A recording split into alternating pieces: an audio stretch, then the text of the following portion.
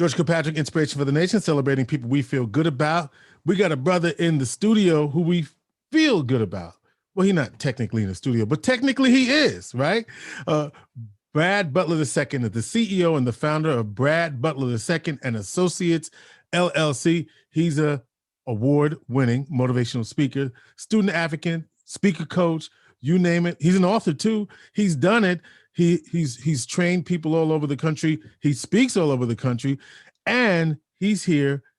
You'll meet him in Syracuse in a few days because he's part of the Building Men and My Brother's Keeper program, where we're talking about mental health. And certainly this past year has been trying for many of us in this country for a lot of reasons. First of all, well, I'll get into the politics later, but obviously as Black men in this country, the feeling of loss and being unprotected, and especially for Black youth as well, it's been a trying time. So how do we overcome that? Those are some of the things we'll talk about on our Zoom call on Tuesday night from 6 to 7:30 p.m. On Zoom, and we'll tell you how to get to that platform in a minute. But in the meantime, we got B-RAD, as the people who know him more affectionately call him, to really talk to us about what we can do during a time like this, coming out of COVID. We've got students who've missed a whole year of school in some instances, and how do they recover from that? How about you in your own life?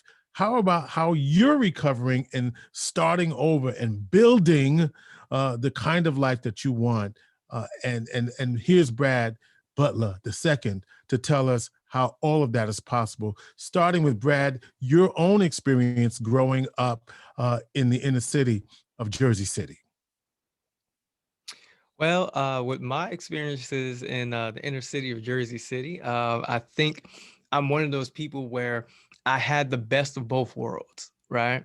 So we don't normally get that. We normally get one side of the story. You either get somebody who has come from an impoverished neighborhood, living in poverty, that just bad situations that they're dealing with, or you get others who have, they were born with a silver spoon in their mouth. They in the suburbs, they got the money, cars, clothes, all the opportunities are there for them. I was one of those people where I was in the middle. Like I had a little bit of best of both worlds, where I lived in Jersey City with my family, and I had, somewhat of a rough upbringing, some would say, because my parents were urban pharmacists. We'll use that one.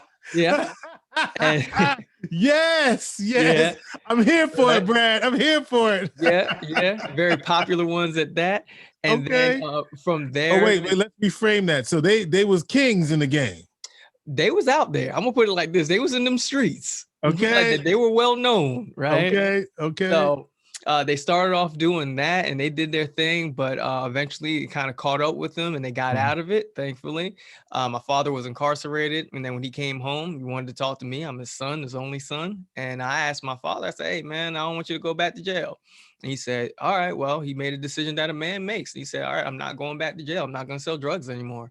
But with that came some stress, because my father went from making, money hand over fist, right? To now he's struggling with, getting paid every 2 weeks, with a 9 to 5. And because of that stress, it led my father to then become a drug addict. And so did my mom. They both became heroin addicts. They fell victim to that. Now, to God be the glory, they were able to beat that addiction and they got clean. They've been clean till this day, right? And, through that time period, I saw some of the ups and downs with the families. There was a time period where myself, my sister, and my mom, we lived in a shelter. We living in a poverty-stricken area, that syrup sandwiches, Kool-Aid, Did you say syrup sandwiches? Syrup sandwiches, I man. know. Listen, I know what you're talking about, bro.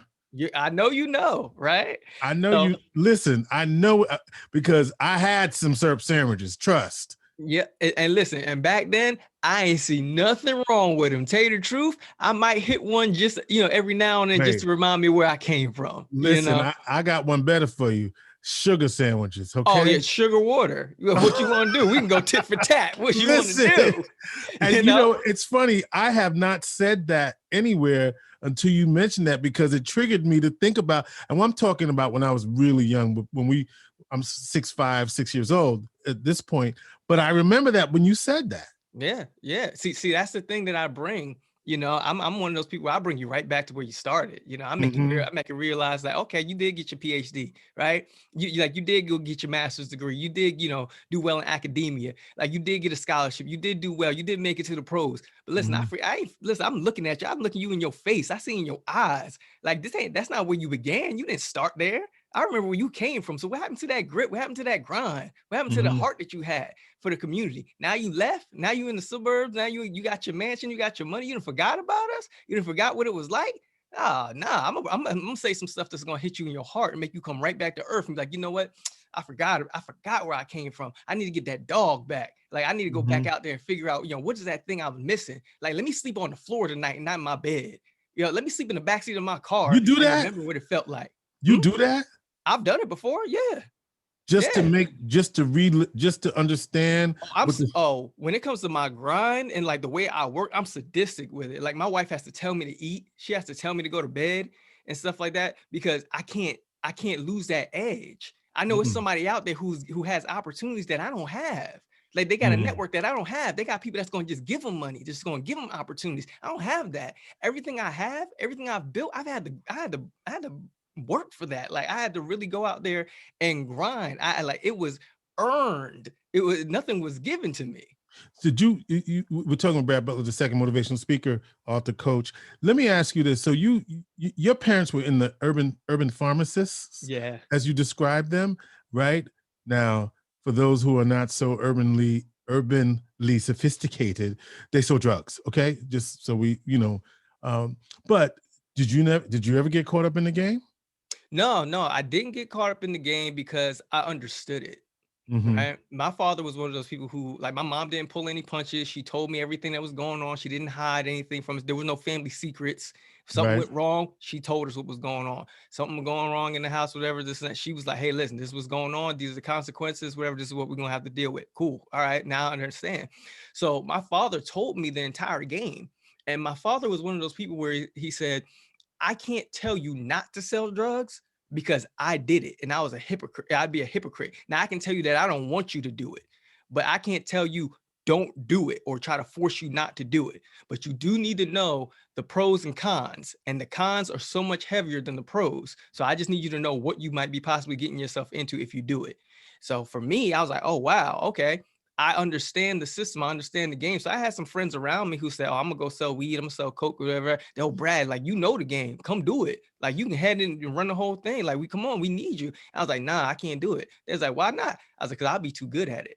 So what in the game is what you use in your life today? Like, Yeah. what are the same tactics in the game that you said, oh, okay, well, I ain't going to do it for that, but I'll do it for this. Right, exactly. So that's the exact conversation I had with my father, right? I said, all right, tell me the games. Like, so you people who watch Power, and that's conversation with Tyreek, and then he was like, teach Yes, me yes, the yes. game, coach.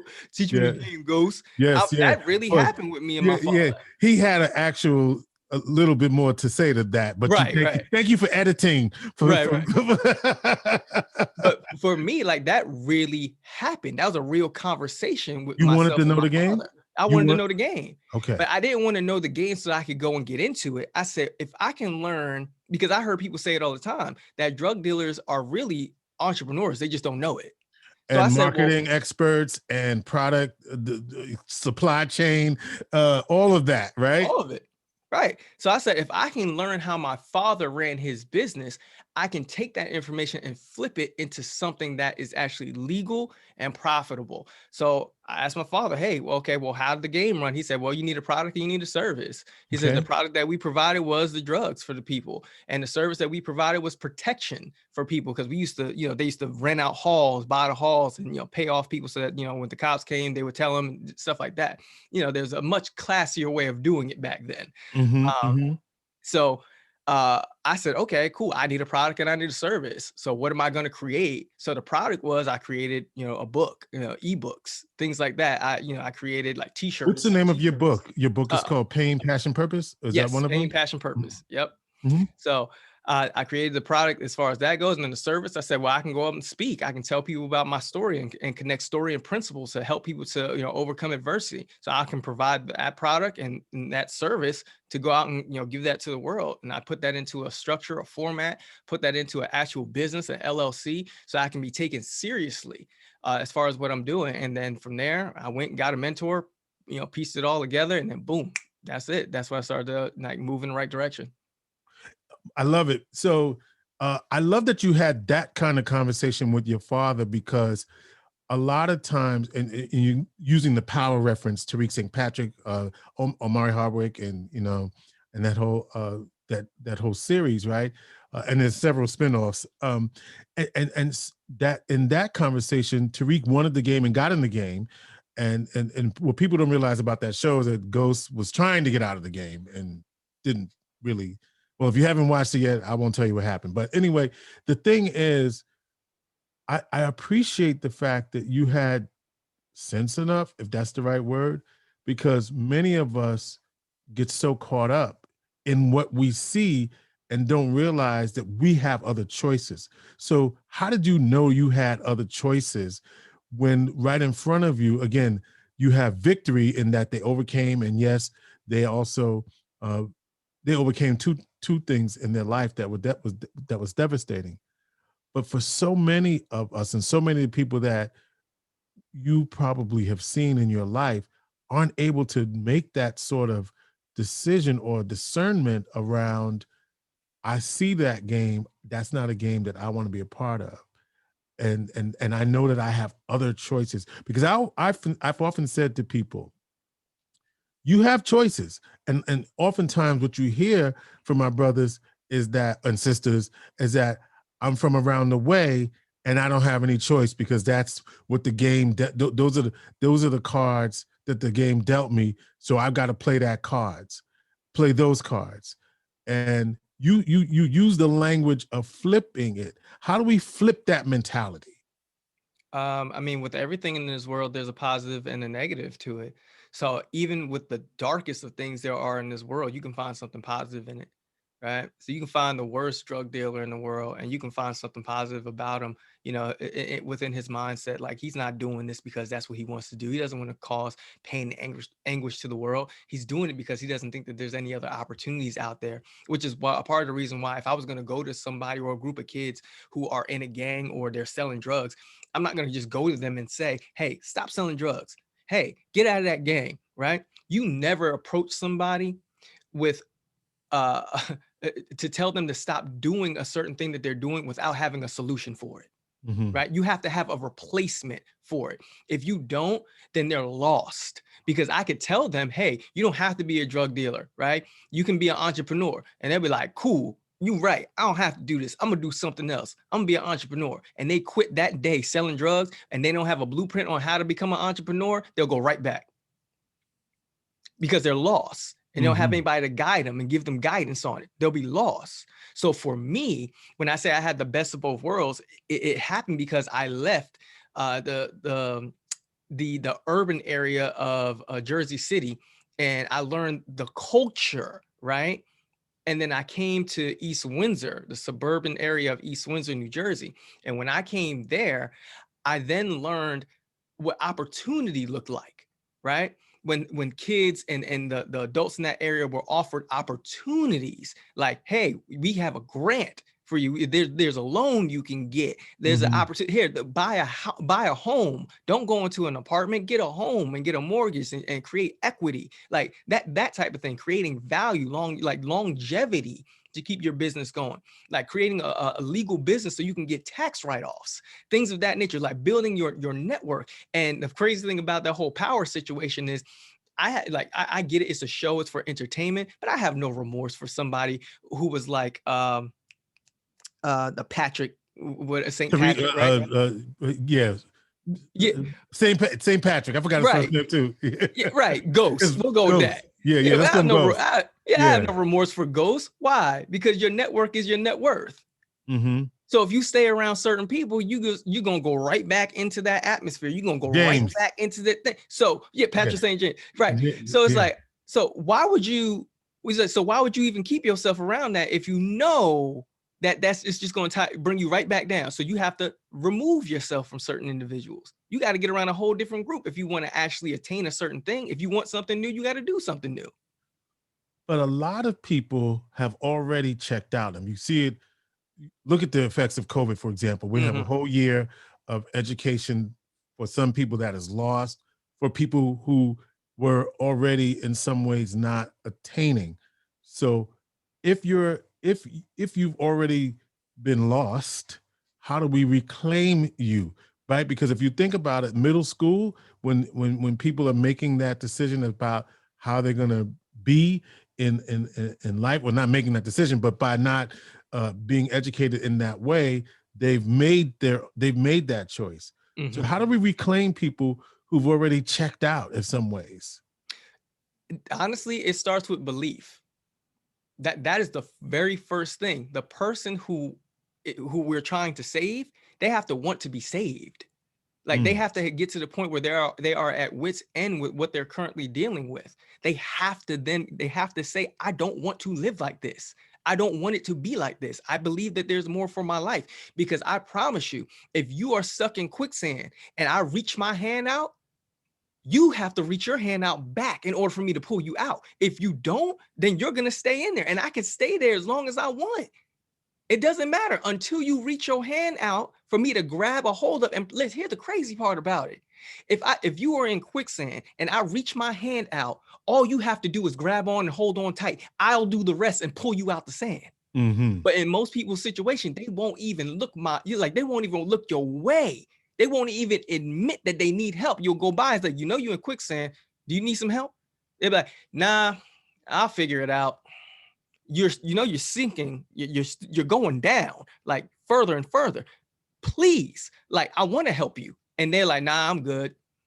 And is this part of your social emotional learning, learning and expertise in that area? Is that why you think of it in that way? Absolutely. Because listen, if most people really took the time to stop worrying about what's going on around them in the world, what other people have to say, and start paying attention to the individuals who have actually been telling them, hey, you could do this, or no, we can help you with that, or let me help you with this, or let me help you with that. There are so many people that are around you, like in some way, shape, or form, that want to see you doing well and want to help you, but they are not going to do the work for you. They're just not. So I'm an advocate. I'm one of those people where I legitimately, when I went to the suburbs in East Windsor, about 2 weeks into the school system, I got thrown in special ed classes, and I stayed in those classes for 10 years, right? Stuck in those classes, being told that I could not go to college, I could not play college football, any of the things that I said that I wanted to do, I was told I could not do them. So I'm like, all right, man, this sucks. But I'm like, I think my life is, it should be more than this. I should be able to attain more. The only person that could change that narrative was me. And when I started saying, and even saying to my teachers and saying to other people and my mother, like, yo, I want to do more. Like, I don't want to be a special ed kid. I don't want to be labeled as a special ed kid my entire life. Like, I want to do more. Like, I got dreams, right? That's when it started to kick in, and other people started saying, oh, all right, you want to do more? Well, I'm going to give you an opportunity to see what you really going to do, right? Do this, read this book, and then do come into this training, or do this or do that or whatever, or I'm going to give you an opportunity to try this or that. It was through those things, like those opportunities for me actually saying, yo, I want more. I'm not really willing to settle for what life has dealt me. What else can I do? Can someone help me? That people are going to come. All you got to do is just say, hey, I need some help, and they'll come. It's hard for us to ask for help, though. It is. But we got to get over it. I was going to say, how do we create the space where I feel okay enough to ask for the help that I need? Because I think a lot of our young boys in particular, and our girls too, are so shamed that they need help sometimes that they won't even ask. And I think as we think about trying to support our young people, our Black and brown boys in particular, this idea of shame. Can you talk a little bit about that? And you were once an athlete. Do you still think of yourself as an athlete? Not so much. Okay. But you understand what I'm saying. What is this about this idea of shame, and how, what is it that What would you suggest around that? We only find that in our culture. Really? We only find that in our culture. When I start gravitating to some of these PWIs and I ask a question, like, do you have a question about this or that? Or was it something that you didn't understand? They hand shoot right in the air. Oh, B-RAD, could you explain this? What did you mean by, how did that? Cool. Boom. I'll go right into it. And then they got the answer. And now what? They like, oh, I have the answer now. I know what to do with that information now. I go to some other schools, some of the schools are Black and brown students. And I'm like, hey, y'all got any questions? Y'all need help with anything? I'm good. I'm good. I'm good. Nah, and that's the problem. It's a cultural thing. They think it's a sign of weakness to say that I need help or I want to ask a question, where with other cultures, they tell them all the time, ask as many questions as you want. Make sure that you get as many answers as you possibly can. If you are unsure about anything, please let us know so that we can help you through it and we can figure it out. Whereas over here, and I just wish that they understood that not knowing and admitting that you don't know is a sign of strength. Because you'll learn so much more by asking. I'm not the smartest person in the world. I promise you, I'm far from the smartest you've ever met. I have one thing that I'm really good at. That's communicating.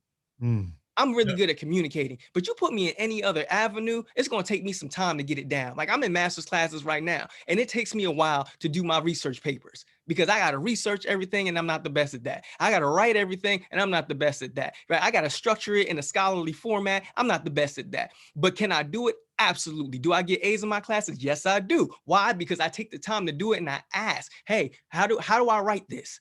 How do I research this? How do I find this? How do I structure this the right way? I'm just not scared to admit this is an area that's not a strength for me. So I know it's a strength for you. So I'm coming to you to get your expertise. And what most people don't realize is that by nature, as human beings, we want to show off. And we waiting for somebody to come and ask us to show them our gift. I wish somebody would. I wish somebody would say, Brad, get on this stage and talk to these kids. You know, I'm on that stage in a hot second. Just like there's the writers out there that's like, yo, would you please ask me how to write this paper? When you think, so let me ask you, so regarding Black men right now and the trauma that we've seen over the last year and publicized as much, it's been throughout history. What are you saying to brothers right now, Black and brown boys and men today who are dealing with trauma around, you know, these police shootings and things of that nature, and racism in general? What are you saying to us about that? Oh, we gotta normalize therapy and counseling. We gotta normalize this like mental health wellness. Like, we gotta normalize that stuff. We gotta normalize going to talk to somebody when you don't feel right, when something's not going right, like that PTSD that people are dealing with. You got to go talk to somebody because you're going to deal with that to the day you die if you don't. Like, you got to go. And here's the thing that kills me. The thing that, and I was thinking about this just yesterday, because I heard you talking about something. I was like, man, I just thought about something. I said, I'm going to kill him with this.